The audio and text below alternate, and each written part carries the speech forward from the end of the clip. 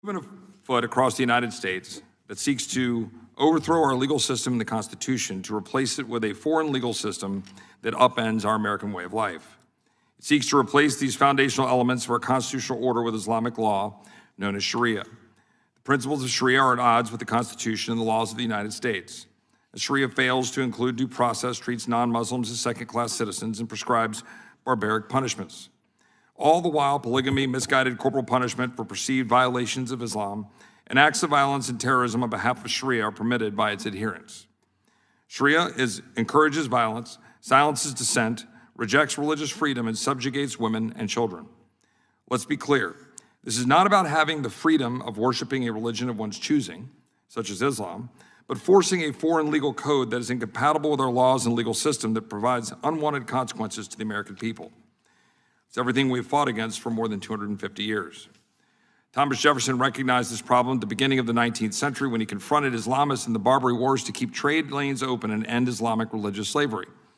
When envoys and future presidents, John Adams and Thomas Jefferson, inquired by what right the Islamic Barbary states preyed upon American shipping, enslaving both crews and passengers, America's two foremost envoys were told by Tripoli's ambassador, quote, "It was written in the Quran that all nations who should, quote, not have acknowledged their authority were sinners, that it was their right and duty to make war upon whoever they could find and to make slaves of all they could take as prisoners, and that every Muslim who should be slain in battle was sure to go to paradise," end quote.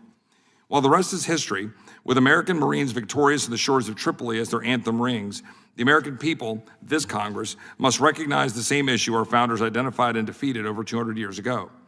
Islamists are forcing their legal code onto non-believers by violence or the threat of it by any means necessary. The same problem of radical Islam enforcing Sharia has reared its head in the 21st century, this time using different tactics to advance it across the United States. Some of you might think of Sharia as a 2010s buzzword. That is wrong. Over the last few years, efforts to impose Sharia on American communities have taken off, and nowhere more than in my home state of Texas. In 2024, members of a Plano mosque sought to create their own 402-acre Islamic enclave governed by Sharia within the state of Texas. It was called the East Plano Islamic Center, or EPIC. And thankfully, after advocacy by many in Texas, the Texas state government has currently stymied it from advancing.